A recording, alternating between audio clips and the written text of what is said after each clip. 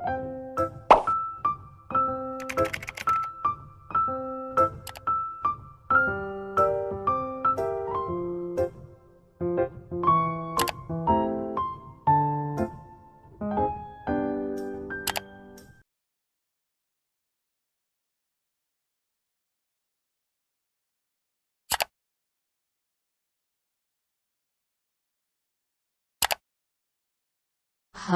dalam video ini kami akan membahas materi tentang fungsi akuntan sebagai pemenuhan tugas mata kuliah etika dan profesi akuntansi. Maaf jika ada kekurangan, enjoy! 1. Definisi profesi.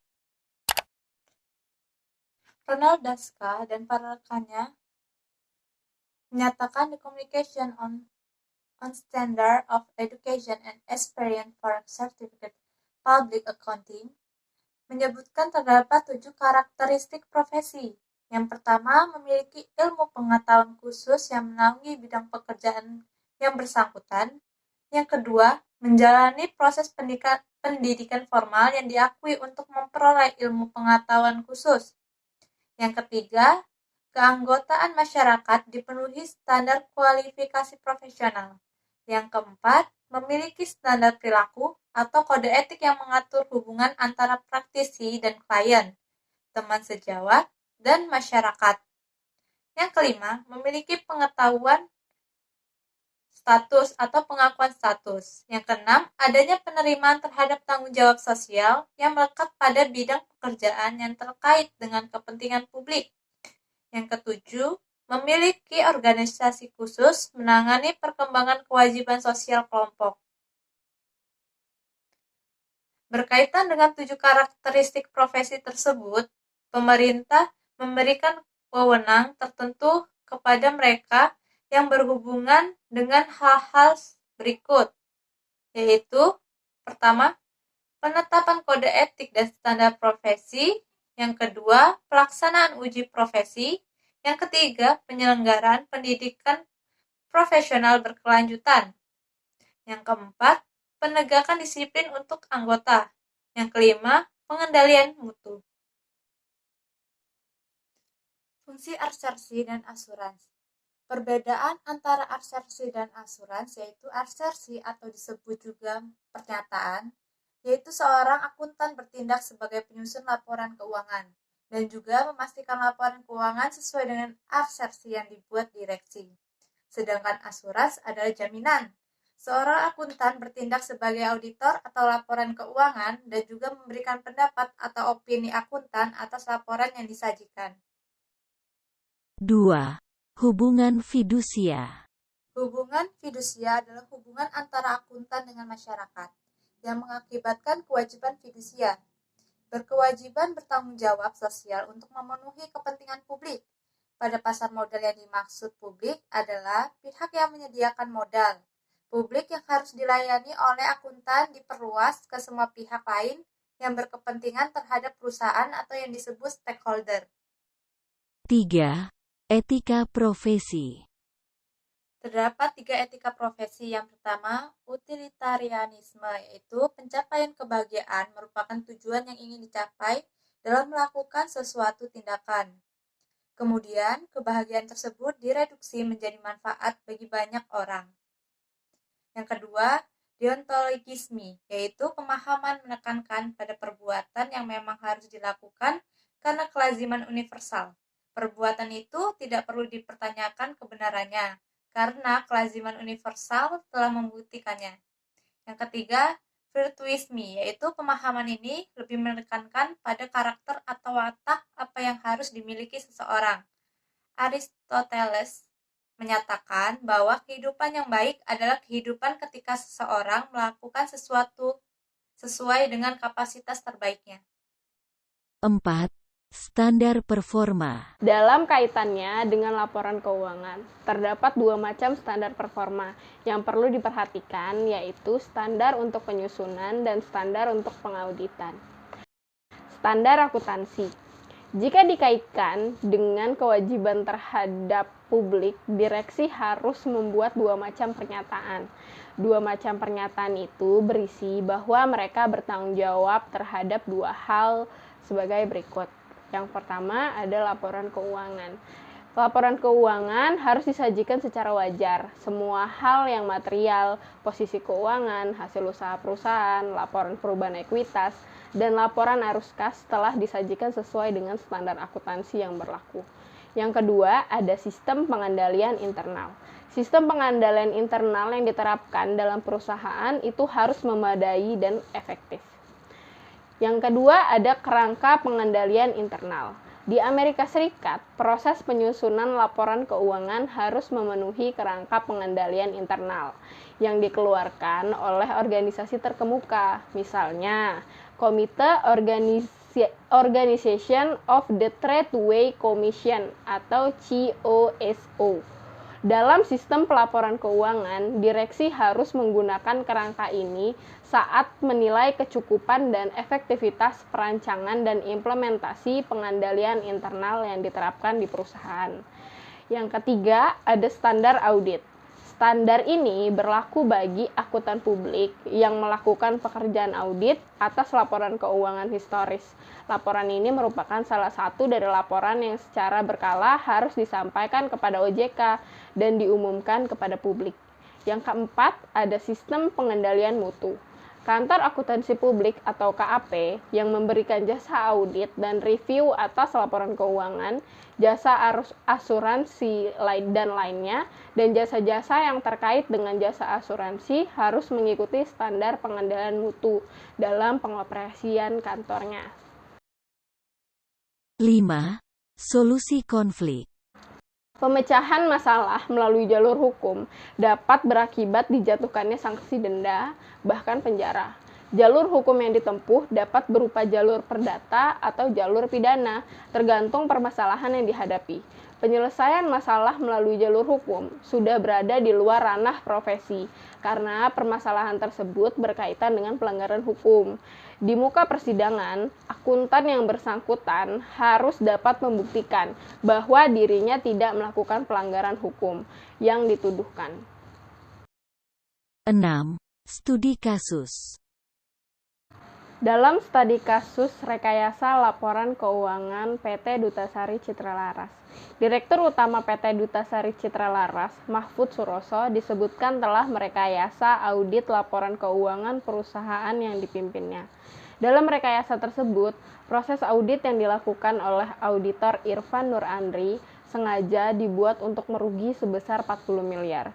Hal ini dilakukan untuk menghindari pembayaran pajak. Padahal dalam hasil audit sebenarnya, PT Dutasari Citra Laras meraup untung sebesar 28 miliar. Saat memulai proses audit, Irfan Nur Andri mengaku menemukan kejanggalan. Kejanggalan itu terletak pada tidak adanya data dukungan transaksi keuangan perusahaan. Artinya, data-data keuangan yang diterimanya hanyalah data yang berasal dari perusahaan. Dia menambahkan, saat itu sama sekali belum terfikir akan menemukan adanya kerugian. Namun, setelah diperiksa KPK, Irfan disodori data oleh penyidik. Data itu menyebutkan ada pemasukan dana perusahaan sebesar 28 miliar. Data itu berada dengan hasil perhitungan menggunakan data transaksi PT Dutasari Citra Laras. Hasil audit keuangan PT Dutasari Citra Laras menyimpulkan adanya temuan dana masuk perusahaan yang kurang dari angka yang semestinya.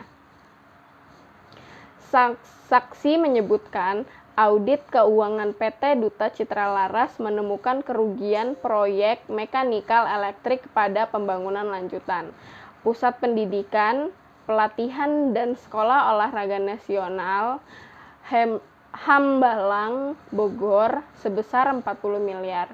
Irfan menyatakan posisinya sebagai auditor keuangan PT Dutasari Citra Laras membuatnya mengetahui alur keuangan masuk keluarnya dana perusahaan tersebut, termasuk dana-dana proyek mekanikal elektronik untuk pekerja pembangunan tersebut. Irfan menandakan keterlibatannya audit rekening perusahaan itu diawali permintaan staf operasional PT Dutasari Citra Laras, Yahya Novanto.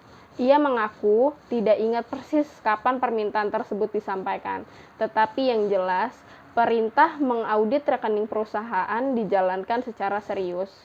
Irfan Nurandri mengatakan bahwa total dana yang masuk ke PT Dutasari Citra Laras semestinya 162 miliar. Namun, dalam pemeriksaan dokumen transaksi keuangan PT Dutasari Citra Laras, dia menemukan bahwa dana yang masuk hanya 122 miliar. Pada mulanya, Irfan hanya memeriksa pendapatan dan biaya-biaya proyek Hambalang tahun 2011. Ia menyatakan bahwa hasil audit ditemukan adanya minus 40 miliar, dan Irfan menyimpulkan bahwa hal tersebut merupakan kerugian yang dialami perusahaan. Namun, ketika dicecar pertanyaan kemana dana 40 miliar tersebut, Irfan Nurandri mengaku tidak tahu. Ia pun menjelaskan tidak tahu perbedaan hasil audit itu yang dilatari oleh hal apapun. Irfan mengatakan bukti-bukti kwitansi yang diaudit seluruhnya berasal dari PT Dutasari Citra Laras.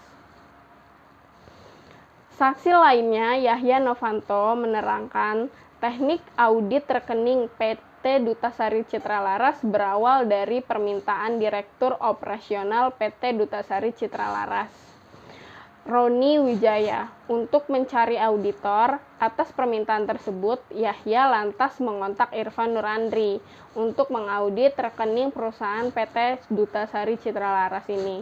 Namun, saksi mengaku sempat diminta oleh Roni Wijaya untuk mencari faktur fiktif. Hanya saja dia menyatakan tak pernah mendapat perintah untuk membuat hasil audit perusahaan menjadi rugi. Hal senada disampaikan saksi Irfan. Pada keterangannya, dia menegaskan tidak pernah mendapat order atau perintah untuk membuat hasil audit perusahaan rugi. Ahyar Salmi, dosen Universitas Indonesia, menyatakan keterangan dari akuntan publik Irfan Nurandri dalam persidangan kasus Hambalang menyebut adanya perbedaan perhitungan antara KPK dengan PT Dutasari Citra Laras. Bahkan, adanya keterangan yang menyebutkan bahwasannya Direktur Operasional PT DCL, Roni Wijaya, pernah meminta untuk mencari faktor fiktif. Hal ini tentu saja semakin memperkuat indikasi adanya dugaan pidana lain. Akhir dari kasus ini adalah Mahfud Suroso dijatuhkan hukuman 6 tahun penjara sesuai dengan pasal 263 dan pasal 266 KUHP tentang pemalsuan surat. Kasus pelanggaran etika profesi akuntan pada PT DCL disebabkan karena rekayasa laporan keuangan PT DCL.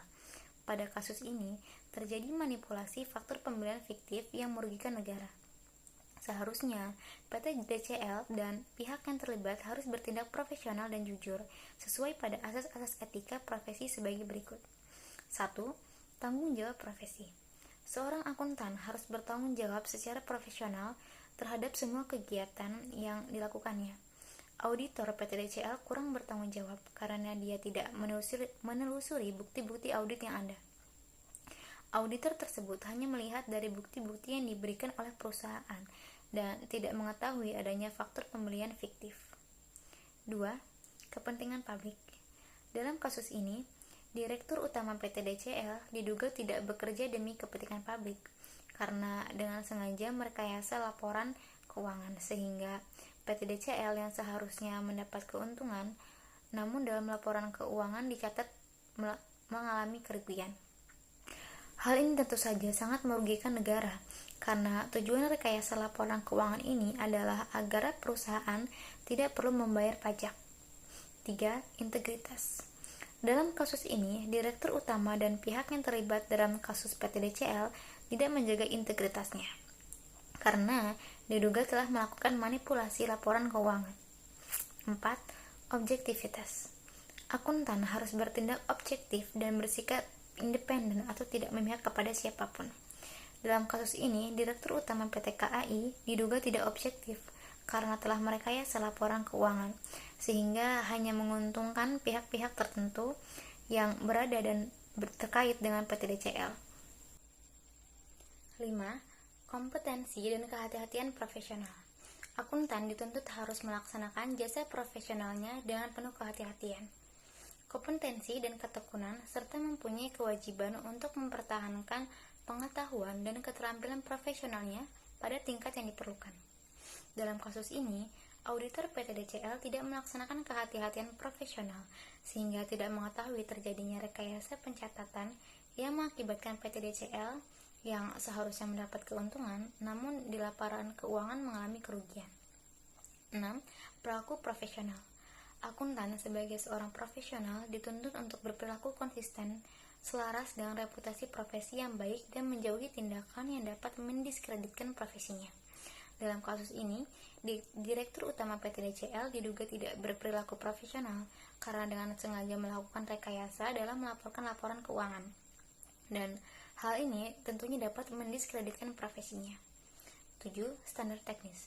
Akuntan dalam menjalankan tugas profesionalnya harus mengacu dan mematuhi standar teknis dan standar profesional yang relevan. Sesuai dengan keahliannya dan dengan kehati-hatian, akuntan mempunyai kewajiban untuk melaksanakan penugasan dari penerima jasa selama penugasan tersebut. Rekayasa laporan keuangan PT DCL dalam kasus ini terdeteksi adanya manipulasi dalam penyajian laporan keuangan. Ini merupakan suatu bentuk penipuan yang dapat merugikan negara dan stakeholder lainnya, yang tentu saja melanggar kode etik profesi akuntansi. Jadi itu saja yang dapat kami sampaikan. Semoga materi ini bermanfaat dan maaf jika ada kesalahan. Terima kasih.